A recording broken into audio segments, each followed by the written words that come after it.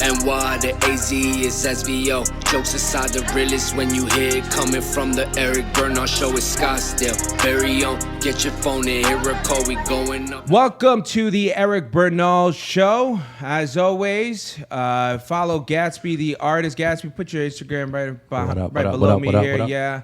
Before we introduce our guest, please like, comment, subscribe. June has been very good to us, over 125 new subscribers, so thank you for tuning in. Really appreciate that. And we've upped our women. We were at 8% women. We are now at 18% women. Whoa. Winning. All right. Our next guest is an artist who resides in Arizona, but from Bloomington, Illinois. You may have seen him on The Tonight Show with Jimmy Fallon or Sway in the Morning. With 14 albums like Dream Big, Traveling Local, cracking the Billboard Top 200 with The Rise, as seen on the internet, which also debuted at number 10 and 8 top rap albums. Featured on the single Hold Each Other by The Great Big World, which debuted in the Billboard's Top 100, not just in the United States, but also in Canada. Canada, number 69. Ladies and gentlemen, Futuristic. Let's go ahead and put Futuristic's Instagram right below him. Please give the guy a follow, a listen. We are here because we've known each other for a few years. We've known for like 8, 10 years. I don't know. Like, when was this? No, I bought my house 7 years ago, so I knew you way before that. 10 years ago. I don't know when the first time we met was, but the first time I remember meeting you was with Crystal in Vienna. Yeah. In LA, right? It was in LA. I think we may have played ball at LA Fitness. Before that? And I drained the 3. Yeah. I think that was after. And I was skinny. That was after. No, I'm fat. Yeah, no, it was. I think Vinay was out in LA. You were out there. I think I seen someone walk up to you and say, I really like your music, or I love your music. And I think you said, my music loves you too. I think you might have said that. That sounds like something I would say. That's so fucking dope. The day that I met you. Was it a Mexican restaurant? No, we were in West Hollywood. I was talking to Crystal. Oh. We're walking across the street, and Laura. Yeah. Laura pops out, kisses V&A, and now they're married and own Skookie Bar. That was the night I met you. And they're find them in downtown Phoenix, the Skookie Bar. That was the night I met you. That's crazy. And then I remember you being like, "Oh, we were just talking about."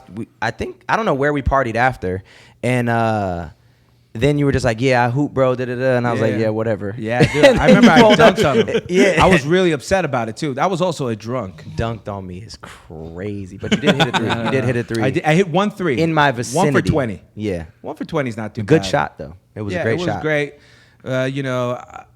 I like to look back at those days of. I used to have a little. Now I'm like that old dude walks into the court just for one. Let me show you how I used to do it back in the day. You stretch first and then shoot one jump shot. Yeah, you got socks don't match. There you go. But you're here, new album out. Yeah, new album out right here, and I'm not gonna mess up the name of this album. IKIGAI. That's why there's a little pronunciation clarification. IKIGAI. Oh, that's very good. IKIGAI. Who did the art on this? My guy, Anakin. Anakin directs everything. Yeah, so we can get a nice close up of that. Oh yeah, you know I'll throw the image up top. We'll grab it off. Yes, sir. That's a really dope album. Did listen to the album. Couple of songs came out because I'm 9 months sober. Haven't drank in 9 months. Haven't done blow. That's a pregnancy. Only with one woman. We said that in this episode. I said my soberness has now come to full term, and I won't abort it. I'm with one woman. That's it. We're changing ourselves day to day. And Clarity. Yeah, that's my favorite song. Clarity came on. Yes. Clarity. Well, explain to the people here what Clarity touches on. I'd love to hear your perspective. It was just like almost like a rebirth. You know? Yeah, most definitely. I think that song stood out. Guys, go ahead and take a listen. Those are number 2 for me is also Fell Off. Okay. Fell Off sounds like you're talking to some people. Yeah. The reason being I say that is because I felt it. Okay. Because I was gone for a minute. Now I'm back now. Yeah, you know, very much that kind of feel of energy. I like that because I think even when we're killing it, and there could be like this short amount of time. You've been doing it for all this time, short amount of time, and it's like, no, you thought wrong almost. You know what I mean? Yeah. That song, there was to remind myself here. Your kid said, "I love you" at the end. That was very cute. I do like that. Yeah. I'm Him. Yeah. I'm Him's it's a great like pre-workout type of vibe to it. Yeah, yeah. But Fell Off, I don't know. Fell Off hit you. Fell Off hit me. Clarity hit me. I listened to it 3 times actually, Clarity. Love that. And I think, first of all, sound engineering, whoever did that. Alco. Very good. One guy, the whole project. Very, very good. Austin Alco at the lab. Very good. Put his Instagram right here. Also, Boom. what was it? Austin Alco. Yeah, we'll Austin look him up Alco. and put it right here. Boom. Aside from that, the album cover, you're meditating. It's almost like you're alone. There's no glitz, there's no glamour. There's just really art surrounding you in a sense. That's what I kind of took from it. It's like, it's just me, my thoughts, and my creativity. Yeah. No, for real. The album, I didn't plan on making an album, right? That's what it felt like. A response to something. I don't know. Yeah, no, I've been doing this an extremely long time, since I was 5 years old. 14 albums. And yeah, 14. I think it might even be more than that now. It's just what the internet told me.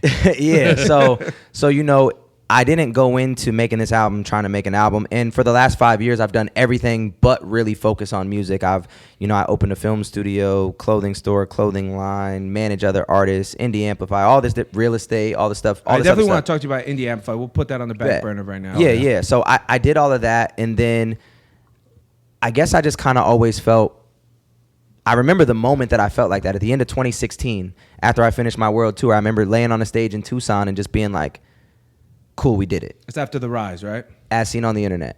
The Rise, then As Seen on the Internet. Yeah, it was right The after. Rise, then Coast to Coast, As Seen on the Internet, all within like a 16-month span. As Seen on the Internet was the one that debuted at number 8. Yeah, and I think The Rise or Coast to Coast were both like 4. Yeah. So those all happened super fast. That's when Jimmy Fallon, all those things happened, the Great Big World feature. And I was just like, there wasn't anything that I hadn't done that I wanted to do. And I just remember laying on stage being exhausted, feeling like I worked. Even though I was 25 years old, I've been doing it since I was 5. So I'm like, yo, I did it. I've spent 20 years grinding for all of this. I got it. And I kind of felt like I hadn't really lived. Like I really hadn't lived yet. Like I didn't never spend any of the money that I made. I was always a tightwad. Like I didn't really have relationships outside of music. I didn't have real friends in LA when I lived in LA. Like I didn't really have anything.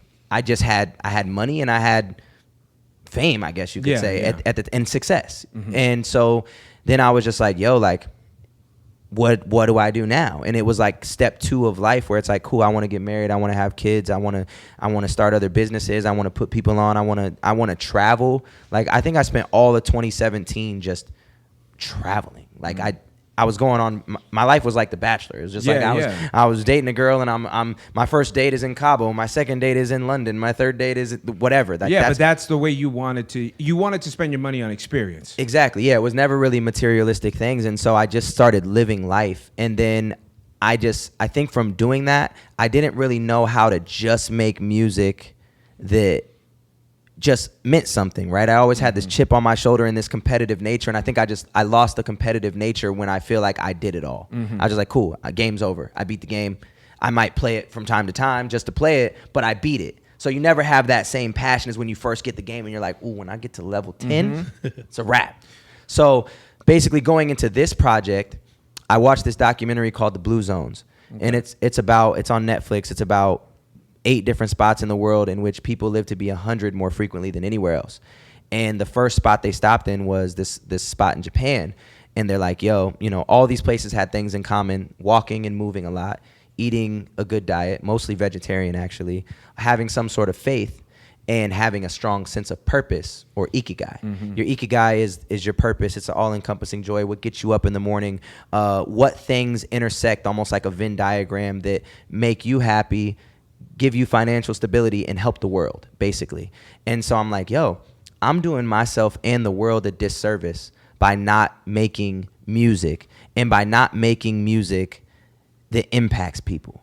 And so I realized at that moment, it was like, yo, my point was always, yo, I just want to body everybody before that. And now it's just, I just want to help everybody. So this album really, like, there's definitely those moments where I'm like, yo, I will still body you. Don't get it twisted. But it's like Sensei. But it's like, but I'm only bodying you so you know how this is supposed to be done. And the rest of the album is just like, this is the inner workings, and this is the work I had to do within myself, and this is the work that we can all do within ourselves to be in a better place. So that's really what the album is, and it's the first album with no features. It's my first album I don't curse on. I noticed that. Yeah, you know, the whole thing is just like, even when I'm talking my stuff, it's like, it's meant for the betterment of what, it's almost like reflective. So in comedy, you know, we clean comics. We like, don't ever think that we think that those people suck. That is so hard to do. Yeah. Like a Jim Gaffigan, like a Nate Bargatze, all these guys who, like Preacher Lawson. I don't know if you've ever seen Preacher Lawson. He was from, I think America's Got Talent, Preacher Lawson. Good-looking black dude, dreads, and just has a family show that is hilarious. And even the jokes that maybe the kids, it will go over their heads. Right. Kind of like, you know, like any kind of cartoons that like, oh, one thing's for the kids, the other one's for the parents. Right. It's hard. It's difficult. I think it's more hard and difficult when that isn't you. You know, there's some people that try to be clean because they see it as marketable. Let me do it. But then at the end of the day, it comes out like you're not even that person. Right. I'm always a big proponent of be yourself, be you. And that's the thing. You're always somebody else every other time, every day. It's funny that, you know, that you're saying this has been like, you know, an album that came out of nowhere essentially, and bettering yourself. And I've seen, that's why Clarity hit me, because, you know, just doing drugs, alcohol, being a promiscuous man, because I thought that was what's supposed to come with it. Yeah. But at the end of the day, when, let's say, you slay every chick in the world, there's no end to up. And those people who keep chasing it are the ones that are so unhappy. And I've shared this quote 100 times on this pod, but, you know, no amount of success can compensate for failure in the home. Yeah. What does it matter if everyone thinks you're cool except the people that live with you? Yeah. So I have a couple questions that were sent in. Dope. I actually, speaking of comedians, I talking about women, I don't remember who said it or when I even saw it. I just remember, you know, just seeing it on TikTok or Instagram, and the dude was like, why do we chase pussy? It's literally a hole. There's nothing in there. Like, and he was just talking about how it was a black hole, and then he went into it like metaphorically in life. Yo, it's just a hole. It's this black hole, and it was just. And that's what comedy did. I mean, that's what made me. It paints a picture. Saying. It paints a picture. Like, what's it? What's it matter to be the guy? You know, if you're not the guy, in real life. Right. Well, the shirt that you're wearing says, "Make sure you're happy in real life, not just on the internet." You can go ahead and can people cop this? Or? Yes, sir. Shop.onlyfuturistic.com. Can we put that right underneath we go. Gatsby, right there? Absolutely. So you can see it? A futuristic shirt. Very Pablo Francisco of you. Who is from Casa Grande? Pablo Francisco. I didn't know that. He's the one who made that movie voice very, very popular. He's from Casa Grande. He used to live in Tempe. He used to live in Tempe Improv. They had like a condo, and he would just, every comic that came by, he was like, "Can I just crash here? I'm a comic." And he just told the same thing. Now the guy travels all over the world. Some of these comics never have to come back to the States. Yeah. It's crazy. Some people, there's a comic that's in Australia. I forget his name. But he was all right here. He went over there. He became the Jay Leno of Australia, and now he never got to leave. So what are some artists in Arizona doing wrong to become successful? What are artists in Arizona doing wrong to become successful? I think that's the first thing, is just focusing on being from Arizona. It's not about just being from Arizona. Like, you can rep your state, you can be proud of your state, you can show your state off, but like at the end of the day, to be a touring artist, to be a successful artist, right, you have to expand past Arizona. So I think a lot of people get into the drama and the gossip of, oh, I'm better than this guy, or oh, I'm better than this guy, and in all actuality, it's like, it don't have nothing to do with here. You have to find your niche. What other artists that are successful do you sound similar to, or have similar goals and values and music to? then start connecting yourself and tying yourself to not only them but their fan bases and the people they work with. Who's their producers, who's their videographers, what artists are under them. You start working with those people. You remix popular songs, you do duet challenges on TikTok so that people all around the world, it's a gateway. It's like, oh, I already like this song by whoever, now you're rapping on it. Oh, you actually sound better than that dude. Now I like you. You know, I think that it's focusing on the internet and focusing on being creative and being your own artist and staying in your lane and realizing, like, at the end of the day, you're never going to please everybody. The goal isn't to be, oh, I'm the face of Arizona hip hop. No, the goal is to make money off your craft, to do something that you love every single day, and hopefully one day provide for your family and provide for yourself and live off the music you create. And if you're worried about what everybody else is doing, it's like that meme from back in the day where, like, dude is swimming at the Olympics and he's just looking straight, and then the dude that's behind him is just staring at him. It's like, if you're looking at me, you already lost. Yeah, that's Michael Phelps. Yeah, you should be going forward. Why are you looking at me? You know, so I think that's the main thing that I see in Arizona hip hop. It's like, you shouldn't be focused on anybody but yourself and your lane and your niche and the people that you want to appeal to. The goal isn't to appeal to other rappers. The goal is to appeal to a fan base and have diehard fans that tat your name on their skin and buy your tickets and buy your merch. Yeah, I was on the Tino Cochino podcast at the iHeart radio station, and he asked me, he's like, what do you say about the comics that maybe don't like you? I go, I don't care, because comics don't buy tickets. Right. You know, we've repeated this line a bunch of times. You know, I do not know the secret of success, but I do know the secret of failure is trying to please everyone. You're not going to do anything. Like, and I'm sure that's the same in hip hop. I always say there's so much talent everywhere, but in Arizona there is too. The difference is, if you notice, look, don't get me wrong, if you're from a big city, maybe more people are listening to you. But if you're from a big city, it's more artists, more competition, more things like that. I agree with you. I don't care what anyone else is doing. Anybody that's truly winning from here, they don't focus on those things. No. I could Samara Sin is not focused on those things. Pertinence is not focused on those things. Injury Reserve was not focused on those things.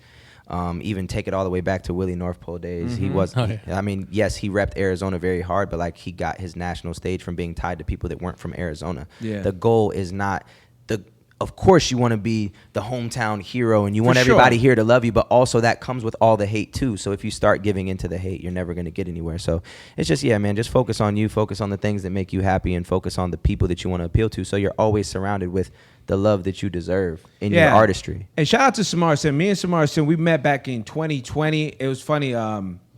We were, I think, just at an event. And she was like, oh, I sing. And I was like, oh, that's what's up. I sing and rap or whatever. And I was like, I do comedy. And she came to one of my shows. I went to one of hers. And I remember the first day I met her, I go, you look like a star. She does. I was like, you're Sounds like one, you looks have like one. star power. Yeah. And me and her, like, we used to go to lunch together before she left, and very not focused on anyone else. Like, so focused, great, you know, loves the opportunity given by the city of Phoenix, by everyone here in Arizona. But you're right. If you could only sell tickets here, great. But that's short-lived and done over, and then at a point, you'll exhaust your audience. Yep, you'll oversaturate yourself. Another question. How has it been being a father, and how has it changed you? In every which way. You see the hat. Shout out to Dad Gang. In every which way, man, and I think in ways that you wouldn't expect.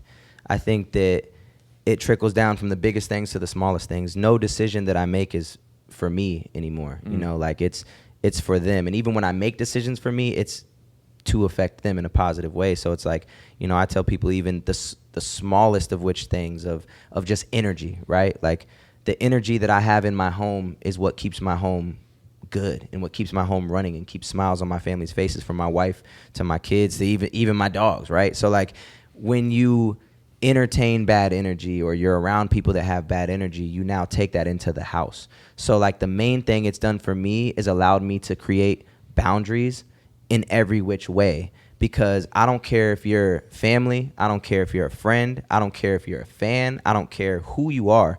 I cannot allow negative energy to touch me. Because I don't want to bring that into my home, right? And then also being sober, like that. So the decision to be sober, it's like, yo, you ever been hungover and try to play with a kid? It's, you know, it's more than that. Like, that's part of it, but also, like, you know, just driving after having one drink. Well, now what happens if you, obviously that's already bad, but even if you just get an offender bender, now this thing happens, or now this, and it's like anything that I do affects my child's future. 100%. And just being around for a long time.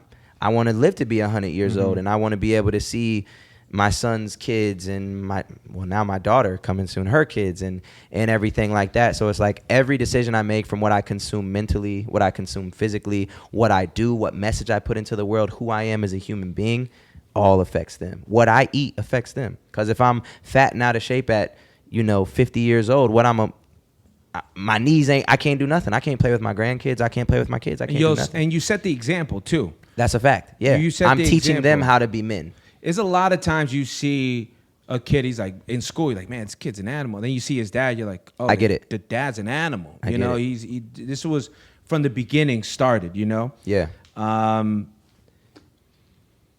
did want to cut away before I'll have some other questions here. Only because I know when I brought it up on the internet, hey, we're going to have Futuristic, like, ask him about the nerd raps in Compton. Yeah. So how'd that come about? I think I've seen 2 separate videos, 30 million plus each. There may be other ones. Yeah. But those are the 2 ones. And Gatsby, can we just run a clip right now for the... Excuse me, guys. Would you mind if I rap to you guys? Yeah, go ahead. I just wrote a song this morning, and this is my first song. I just want to know if you guys like it. And you just tell me if it's good or not. Yo, I'm the most underrated. Everybody say they spitting fire like a dragon, nigga. Watch me come and slam. Coming from the basement, double XL, man. I want the cover. There's no way that I'm not in the conversation. I don't have no patience unless it's patience from playing Operation. I'm castrating anybody that's hating. I ain't trying to be famous. I'm just trying to make payments from what I'm making. I'm frustrated about to go. And we're back. Hope you enjoyed that. And go catch the full one on YouTube, Nerd in Compton rapping or something like that. Yeah. How'd that come about? What's going on? Like, do you still get feedback about that? Oh my gosh, that moment changed my life. Like, that was the moment that changed my life. So I was already touring. I was touring starting in 2012. So the Nerd Rap came out in 2015. So been touring and being a professional musician, I guess, for 3 years at this point. And I started to notice a shift in the industry where YouTube became huge, and not just rappers rapping on YouTube, but YouTube comedians, the Logan Pauls and all of those guys. You did catch that quick. You were one of the first ones. For sure. Yeah. So seeing what those guys were doing and noticing, like, okay, the biggest rappers in the world are dropping and they're getting 1 million views the first day. These guys are dropping and they're getting 5 million views the first day, and they're regular dudes just doing no talent, really. Yeah. So I was like, okay, well, how can I get on that platform? What can I do that makes sense to be over there? And I just went on a crazy search, and it kind of naturally happened. I think my ex's dad was watching the news, and Big Dawes popped on the news, and he was eating junk food in the gym. And I looked at the gym, and it was the LA Fitness that you came and made that 1-3 of your career at. Yeah. It was that gym. Retired my jersey up there. Yeah, it was that gym, and so I hit him up, and I was like, bro, I'm pretty sure you're eating a donut in the gym that I go to. And he was like, oh wow, yeah, I live in Tempe, and I love I Guess I'll Smoke, because that song was already out and already popping. So anyways, I did a prank with him called Staring at Strangers, and we just went to ASU and we just stared at people super Gatsby, close. If you can find that clip, run that right now. It's terrible. It's so cringe. It's so cringe.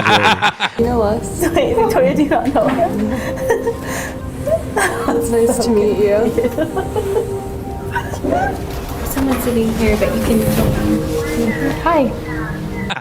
And it was very awkward for me to do. And I'm like, okay. So at the end of that video, he posted my song No Way. Once again, the prank had nothing to do with the music at all. But from him just putting that clip, first day he posted it, the music video got an extra 15,000, 20,000 views. And I was like, this is it. This is the thing.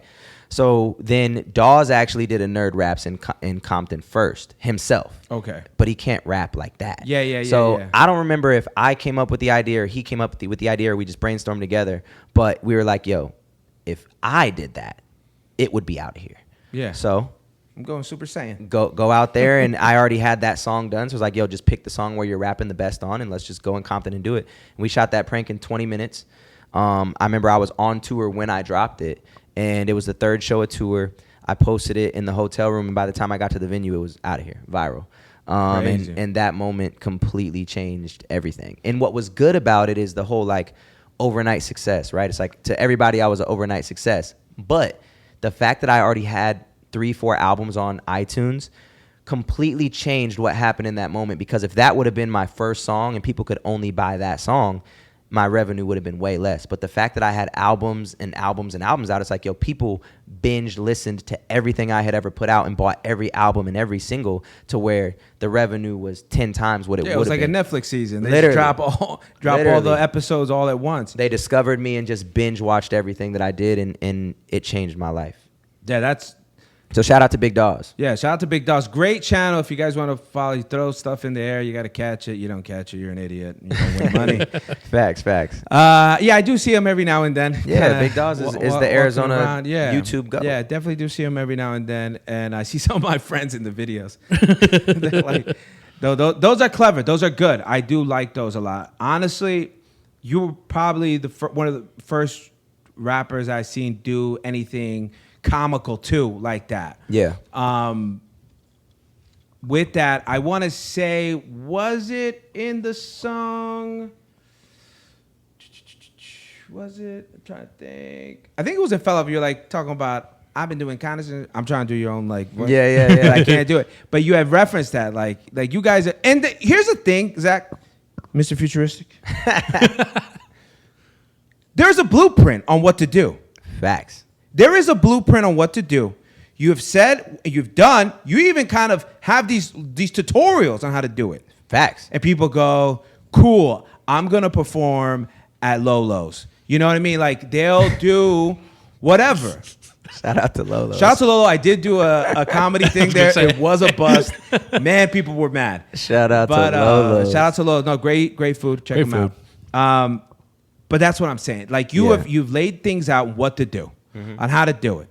Now you're even like, hey, I want to help you with Indie Amplify. Explain Indie Amplify. What exactly does it do for an artist? Yeah, Indie Amplify is basically like, well, it started as a la carte label services and educational videos, just so you could learn. So, I mean, it all started, I wrote a book called The Declaration of Independence about being an independent artist. Can we find that? I could put the book right here, right in front of my hand. The Boom. Declaration of Independence, Gatsby, right here. There it is. Where can they find it? Everything's at shop.onlyfuturist.com or indieamplify.com. There you go. So yeah, I just started like, once again, that was right after As Seen on the Internet, where I was like, I felt like I beat the game. And so I'm like, what really fulfills me? And I think because I got to the heights I got with never signing a deal, everyone always asked me how. Even people that were in major label deals, you know, people that you saw sign, they signed for $2 million, whatever. They'd be like, yo, how are you number 4 on Billboard and I'm number 27? Like, how?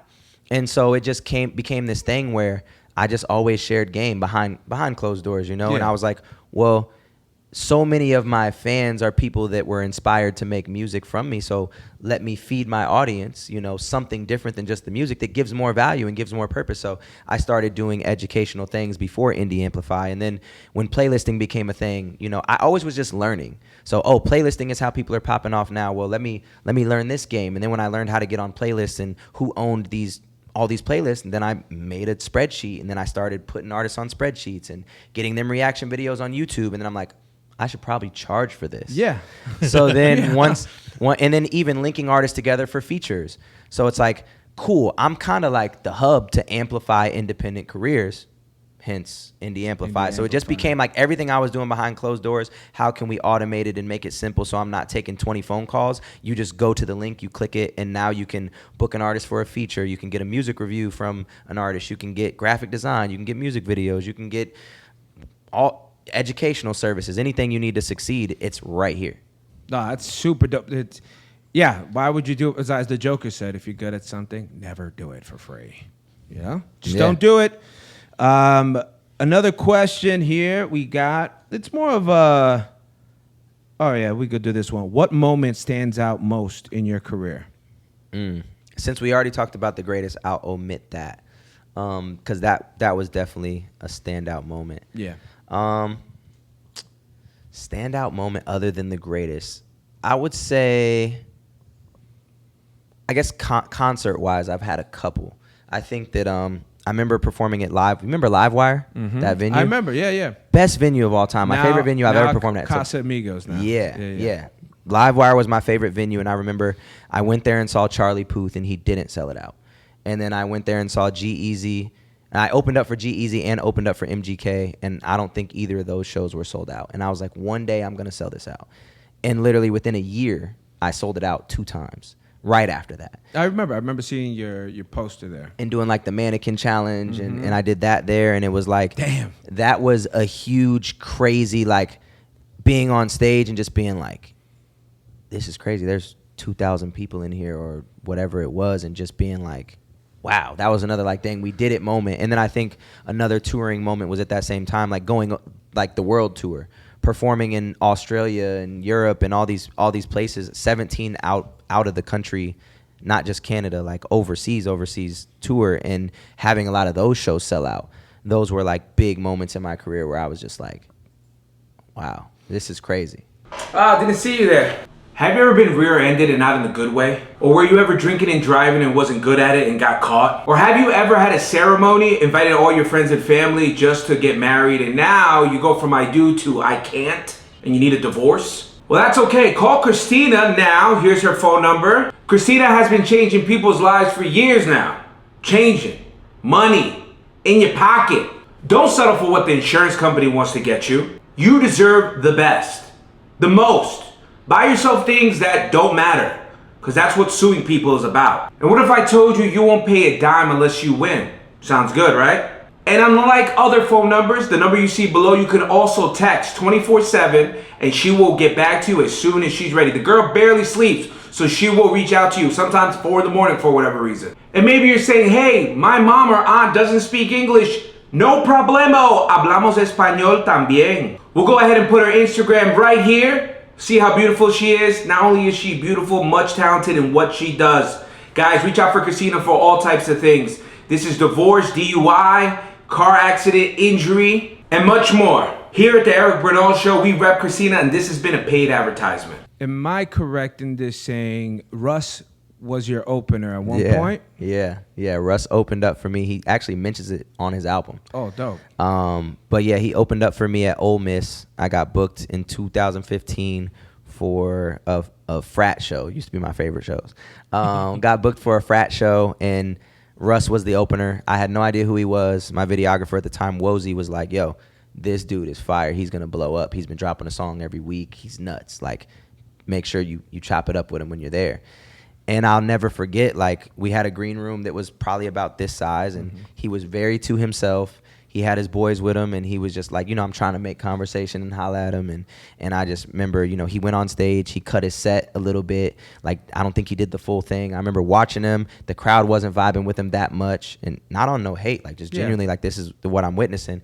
Everybody was kind of there for me for the most part. And I just remember he came in the green room, and I was trying to, like, give him advice and, like, all that, and he was just like, bro, I'm gonna be the biggest rapper in the world. Like, almost like, shut up. Like, I don't care. I'm gonna be the biggest rapper in the world, and I just remember being like, this dude's kind of a dickhead. But then also being like, yo, I felt the same way, so like that was cool. And then after that, we had a great night. We played beer pong all night. We were partners in beer pong, and remember we ended up in some random girl's apartment just like chilling with her and petting her dog and chopping it up about life. So that was the awesome. Ole Miss. But guess what? Before anyone is anyone, they're starting out. Yeah. I think about other comics. Like I was chopping up with Brian Simpson. Brian Simpson, check him out on Netflix. Live from the Mothership, great special. He was like, Eric, you got to be nice to everyone because you don't know, and don't be nice to somebody who's a jerk, but what I'm saying is don't go out of your way to be a jerk. You know what I mean? Don't go out of your way to being a jerk. Right. And I said, what do you mean? He goes like, there's people who dissed me, and now they want to know me even more because I'm hanging out with Joe Rogan every day. Right. He works out with Joe Rogan, I think, like twice or 3 times a week. Right. And he goes, you want to know who I saw, and I immediately wanted him to open for me? And I said, who? He's like, Ralph Barbosa. Ralph Barbosa, if you know, he had some controversy with George Lopez. George Lopez had mentioned him, saying, who the fuck is Ralph Barbosa? Very like old school, talking to the new school. But now Ralph, there's only 2 young comics that are selling out. It's crazy. In comedy, the top selling comics are all in their all in their 50s. The only one in their 40s is Chappelle. Gotcha. You got Bill Burr, you got Sebastian Maniscalco, Burt Kreischer, Joe Coy, and Gabriel Iglesias, which he's probably almost 50. These are the top selling comics year after year, selling out, Footprint Center, right? Going selling nuts. out Dodger Stadium, all these. It's things. like country artists. Yeah, they're legit. Country artists can live. Can Willie Nelson will go crazy forever. It doesn't matter. I mean, John. Is it John McCartney? No, what am I saying? Paul McCartney. Paul McCartney is like 80-something years old, still tours. Oh, One of the craziest, and his tickets super expensive because you always think he's about to die and stuff. So Might be the last one. yeah, it's always gonna be the last one, but he don't die ever. Imagine the guy going to every concert hoping Imagine it's the he last dies one. after this episode. Yeah, like That'd be crazy. oh my goodness. Wanting the ticket just from the. Nah, I don't wish that upon any McCartney. ticket price is going up. But no, Oh my seriously. goodness. But he said like Ralph Barbosa, he was the guy like, hey Brian, it'd be really cool if if I can hang out in the green room, and then hey, can I do a guest spot, which is going out to do 5-7 minutes. Cool. He's like, yo, the kid's good. Like, hey, what if I bring him to go feature? By the time that happened, he had already blown up. Outta He's here. selling out venues. He goes, and Brian even said, he goes, look, man. Yeah, he like the weekend that we were there, Brian was doing Desert Ridge Improv, sold it out that night. It was, let's say, 300 people. Barbosa at Celebrity Theater, which I think is 2,900, right? Yeah. Selling that out twice. Right. And he goes, that's just the way it goes, man. And Facts. you can't be upset. It's all relative. I might pop, something might go off that everyone will just love me and whatever, and his might go down. It's like this. It's up and down, up and Facts. down. Facts. And know that it will always, at one point, go down. Facts. No, at the end of the day, you got to treat people the same on the way up as you would on the way down. Exactly. And a lot of people get that twisted, and a lot of people do it the wrong way. And of course, I've been a part of many. I've seen many of those things. Who's a rapper that sucks in Arizona? Yeah. Actually, that wasn't even a question. I just did it for the reaction. But clip it. I'm definitely not saying a rapper. No. that sucks in I Arizona. just said clip it, and Oh, that's okay. it. Then you can go ahead and look at the episode. He didn't even answer it. It was just for content. I learned it from him in 2015. Can you imagine I know. a rapper that sucks? Just clip that part, Gatsby. Timbaland or Swiss Beats? Ooh, Timbaland, Mary J. Blige or Alicia Keys? Alicia Keys, by a landslide, Easily. 1000%. Jada Kiss or DMX? DMX. Yo, talk about rappers being rude. Jada Kiss was really rude to me when I was a kid at a Baskin Robbins. Where? We won't talk about Where it. was it? Bloomington, Illinois, Eastland Mall. Hey, Jada, give him a call. 96. Look, it's all good. We'll do a feature. Top 5 Dead or Alive. I forgot That's just about off that. one I don't think I've LP. ever even... Yeah, he shut down Eastland Mall. There was a Baskin Robbins. Man's wasn't very nice. Now the man has juice bars. He's into being healthy now. Oh, Baskin Robbins juice bars. I get it. He wished there was a juice bar and he was mad that all there was Yeah, was Baskin that's Robbins. he was just like this kid. Welcome to life in the Midwest. You know, But you don't forget those moments. Yeah. That's one thing. You don't. Now, there was a comic I worked with, right? Big comic, Yeah. huge comic. He treated you badly. You hate him. You want to talk about He it. didn't even talk to me. Gotcha. He told his feature it's like if you were like, hey, Eric, so how much time am I doing right now? I would say, hey, Gatsby, can you tell Futuristic that he's going to do 5? And I'm right in front of you, and you're like, He might not have known. what the fuck? No, he's like, no, you tell him. Now, I don't want to, like, you're not going to talk directly to me. You're going to talk to my feature. My feature's going to tell you what to do. And his name is... Can we bleep that out, Gatsby? Keep it. No. No. We're keeping it. Who's a famous rapper that you know that one-on-one for $1 million you can beat in basketball? That also plays ball. All of them.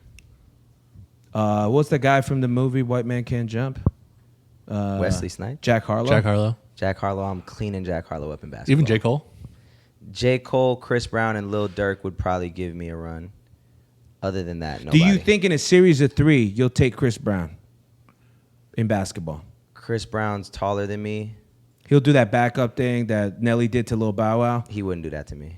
No shot. Have you ever seen that footage when course. Nelly backs down Lil Bow Wow? Of course, of course.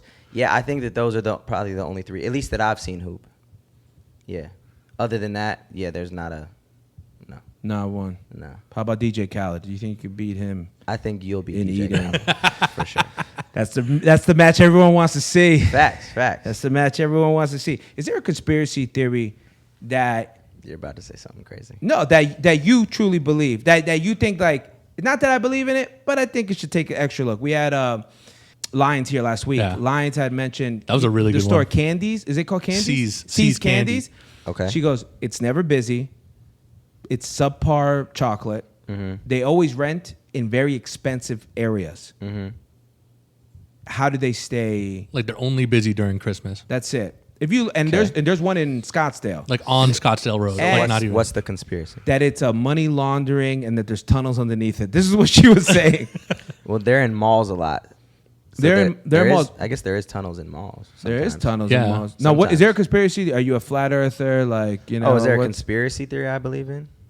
I don't have the time. I feel you. I don't really have the time. I mean, most things. COVID? Ooh. Sham. Complete sham. All you guys. That's a good one. I'm not even. Yeah. Not even. We gonna like to go call there. that the pandemic. Yeah. I'm not even gonna go there, but. If you got the you're going to die soon. Please bleep out the V word Yeah. there, Gatsby, because then we're going to get. The Yeah. algorithm's Yeah, gonna but shut yeah, it that down. I mean, if I had to say one where I was actually like, I mean, that and a lot of things with your kids, a lot like all the shots that you're supposed 100%. that you're supposed to get, like weed at 0. Don't need it to because. You don't need to get any of those. And Not if you, that this is an educational podcast, Oh, yeah. but I do like to read. No, there is a really large jump in autism since there's a large jump in everything. and everything. Also, since I was gonna go a place with this V word, but no, you're right. And people should do their research. You know, I tell people all the time. You know, my boy's a doctor. I have aunts who are registered nurses, everything. But you don't need to be those things to read. Read the research. Go take it out. Hey, take a look. The real research. Yeah. Yeah. The real research. Don't just see a clip and take it as take the word as bond. Really do some research and really educate yourself on what you're doing with your kid's life and what you're doing with your body and your kid's body. Definitely. What's a educate big yourself. move in diet that you've done that you've seen the biggest difference in Water. water? I drink a gallon. I try to drink a gallon a day. I'd say I'm in a week's time. I'm usually like 6 for 7. That I drink a full gallon every day. Sometimes I drink way more. Sometimes my gallon will be done by like noon. Damn. I would drink Nice. mad water. At this point of the year in Arizona, though, it is Yeah. pretty easy. You got to do it too, because then you honestly, like, when I moved here, my feet started getting dry, and I was like, oh, you need to lotion up here. Yeah. It dries you the hell up. Yo, it's mad. Speaking of which, eczema. So my kids have eczema, and Shout out to my girl. She has some too. I thought it could be dietary, and we went to Mexico. It completely cleared up. We were in Cabo, and her eczema cleared up. Great. It was. She's like, wow. I need humidity. Yeah. That's the prescription I need to be written. And see, that's the thing. Like, you'll go get a prescription and you'll take mad medicines and you'll get a shot in your butt and do all sorts of crazy things, and then you realize, like, oh no. She also got that in Mexico. I'm sure your girl loves this podcast. She doesn't watch it anymore because I've shared stories of like when I lose my virginity, and then she was like, "Yeah, I didn't need to know when you were cracking a girl open. I don't need to hear that." But these are things. The way that you said, no matter how many chicks you've slayed, when you said that, I was like, oh yeah, he tells wild stories. Oh no, we have told some crazy story. I mean, people. We had a girl here 2 weeks ago who was talking about how she had sex with 3 homies. She's like, I'm quite the homie hopper. At the same time or different? No, different times, and that then she kind of ousted the last. We kept all the names quiet because I was like, you're gonna hurt a lot of people's feelings. And you know, hopefully this podcast is also about healing. As I'm trying to be a good and better man and filthy. I'd rather be, honestly, let my inner thoughts released on stage and whatever, and just because to be funny is to be making light of harsh situations, of things that happen that are bad to you. But when you laugh about it, it truly means like you're over it. You know what I mean? question we've asked: were you an ugly kid, a good-looking kid, or did you blossom later on in life? I was a good-looking kid. From start to finish? I might have had like, I would say maybe, What year you think was the worst one for you?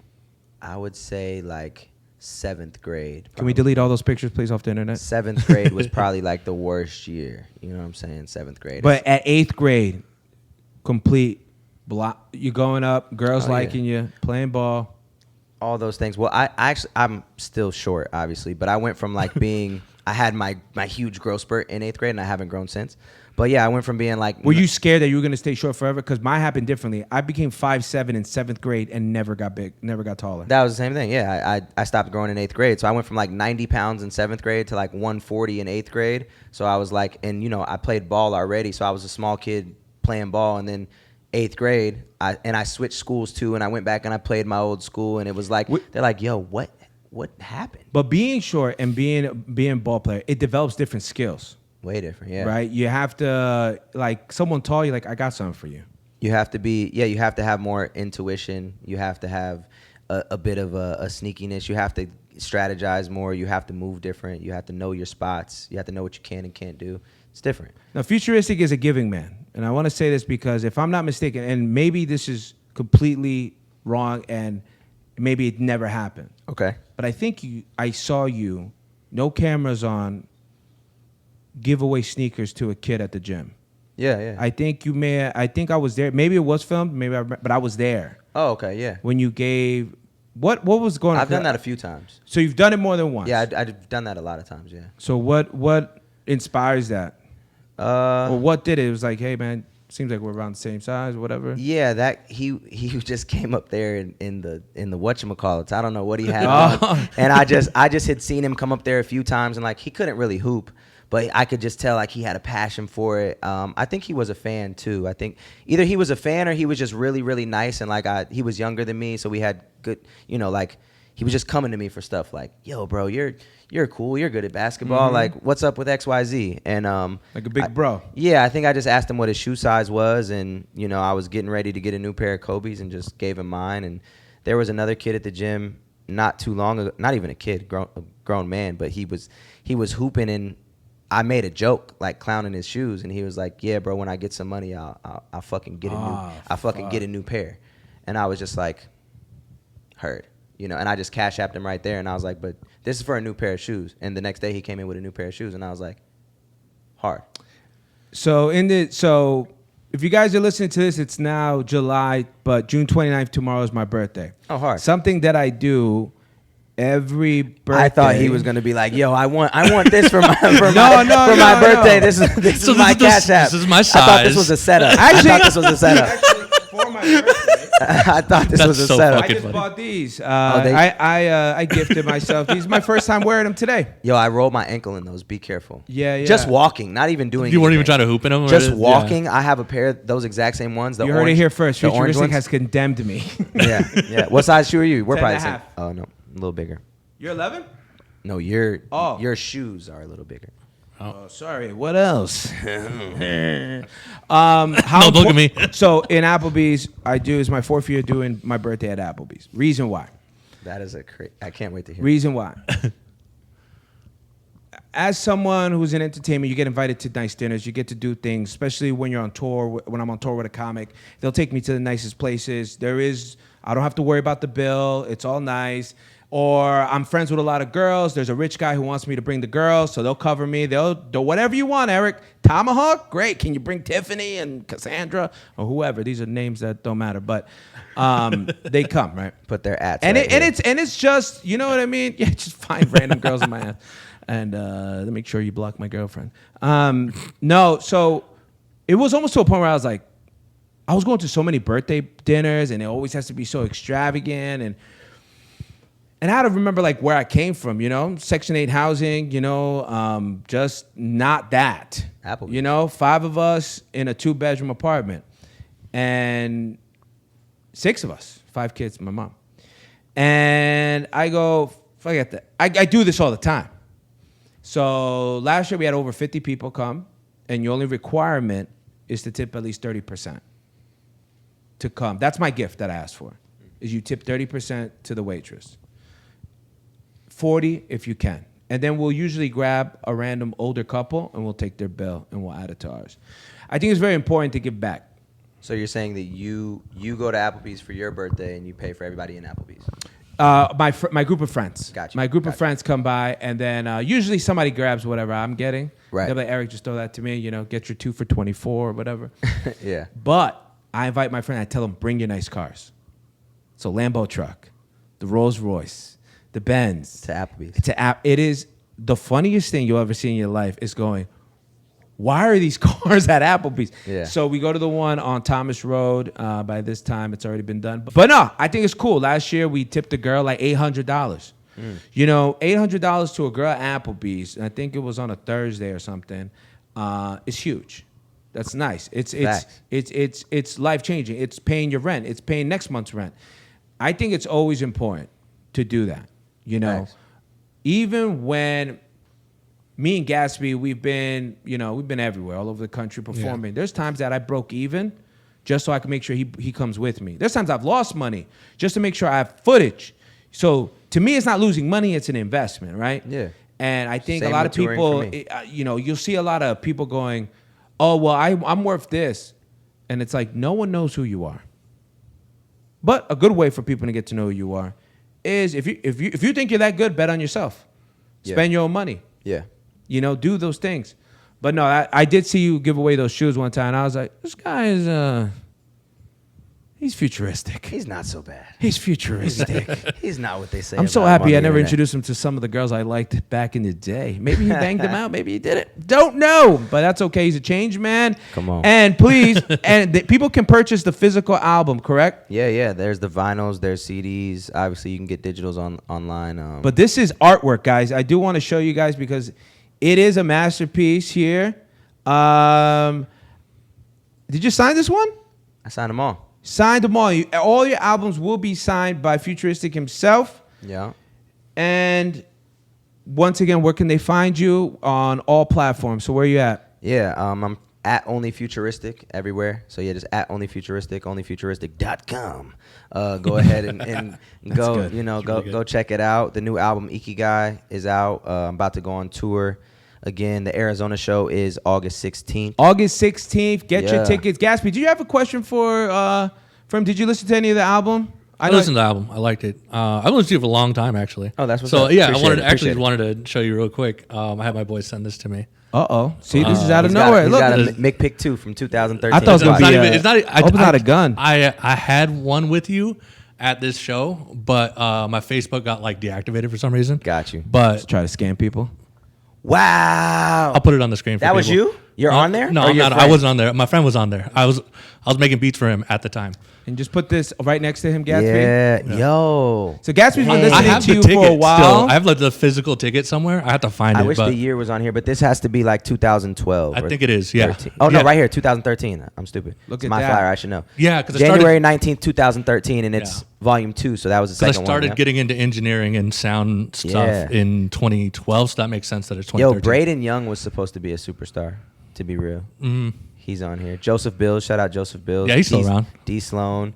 JDK was really, really good. Yeah. Kid Fat. Wow, this is crazy. Dang, yeah, we did.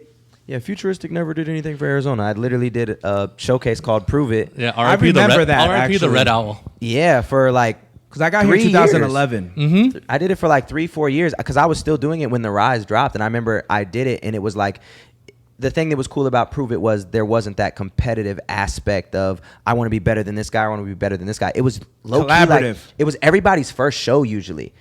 A bunch of artists that had never Yeah. done a show before, which was really good for ticket sales because when it's your first show, Yeah. everybody comes. It's like a bringer show for comics. Yeah, and then I would send everybody a beat so everybody could write one verse to the beat, and I'd do this cipher at the end, and I would jump on, and I'd film it all, and we'd do this thing, and my fans would come out just because I was hosting, and it was this really cool, there was never any issues until I popped off, and then when I started trying to continue to do it, people would come up there and try to press me and hate on me, and rappers was like, I'm trying to take your spot, and it just became something that I couldn't keep doing because the great energy that started it was no longer there. But those were Yeah, they were amazing energy those there. were the days. Yep. Yeah, man. I remember Yeah. seeing the music videos. Run up just a random video right next to me of his. I think Yeah. there was one that he's on Mill Avenue or something. Or, Who Dat? Yeah. 2010 or 11. Oh, yeah. 2010. That's That was the- my first professional video. Was Who That Dat? was a- J. Cole remix. That was a great video. I remember that being the Crazy. first one that Crystal showed me. Oh wow. And then I think she's in one. Yeah, Red Light Texting. There you 2012. go. Yeah. She was in. We were roommates. Were you? Yeah, we lived together for a year, and then she went to LA, and then I just needed like 6 more months to save up for my house, so I rented a room for Yeah. my boy.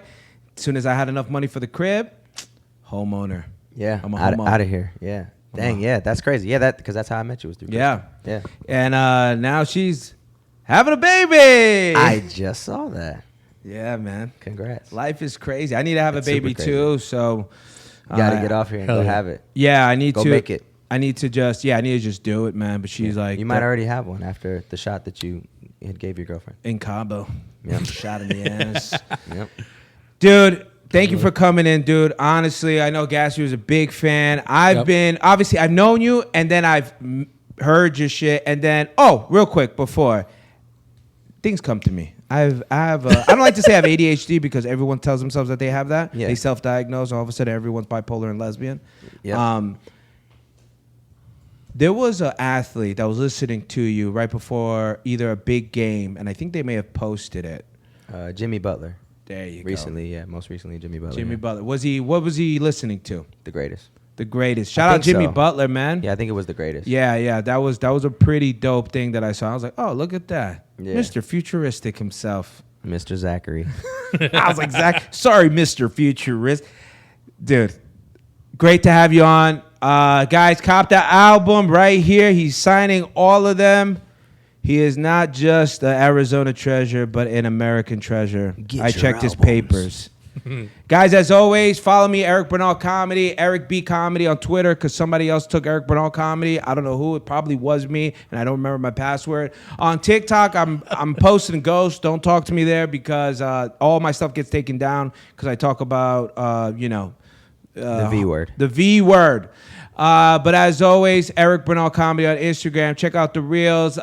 This will come out. I will be, July 5th and 6th. I'll be at Mic Drop with Louis Belt from MTV. Are You the One? Wow. He is now headlining, and we have 4 shows at Mic Drop. As always, guys, thank you for listening, watching, and go fuck yourself. Thank you. Bye. Why the AZ is SVO. Jokes aside, the realest when you hear it coming from the Eric Bernal show is Scottsdale. Very own. Get your phone and hear a call. We going up. Now let them know. SVO. Sleepy Hollow.